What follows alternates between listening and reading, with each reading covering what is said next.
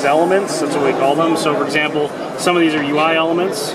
Some of them are logic elements. A couple of them are also like if you want your mobile device. Like I had an example, which I unfortunately couldn't do, where we have a TinyTILE. It's like the solar panel theft detection, but if you move it, it'll cause my phone to vibrate and alarm. So we were thinking of doing a game where, like, if you could steal an iPad, like we'd have an iPad. If you can steal this without me noticing, you're gonna keep it. We couldn't do it, but. And then there's also embedded elements, which involve things like there's a generic function that's empty. You can put whatever you like in it. Okay. GPIO, ADC. What language can you type in? Oh, so this is using the same thing as like the Arduino IDE. Okay. So it's C++. You can do everything you want with the Arduino IDE. So, for example, you can see here I'm actually calling some Curie IMU lib stuff for the Curie to activate some of the step counting. We also expose various sensor readings as elements as well. So if you want to just grab the Curie, because there's a built-in accelerometer, we have elements in there as well. So when you define a function in your project, you can actually say, well, what should it return and what should it send down through BLE?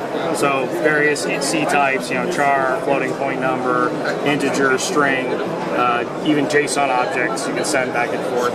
Obviously not as efficient as if you could send an integer, but hey, some people like to send JSON objects. Yeah. So, and if you go into your code view, what we do is we actually dynamically create this handle for you in the code.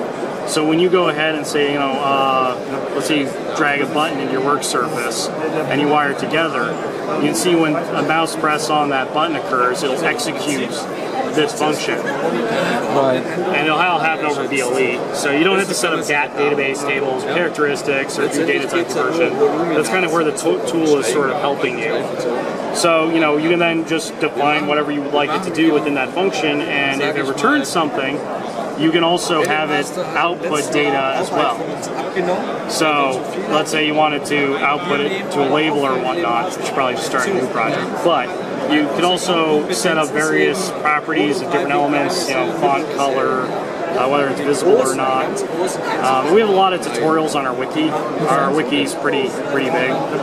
So just a little bit of history. The Intel Curie isn't the only chipset we support. We originally started supporting our own module line, so we have a couple other development kits.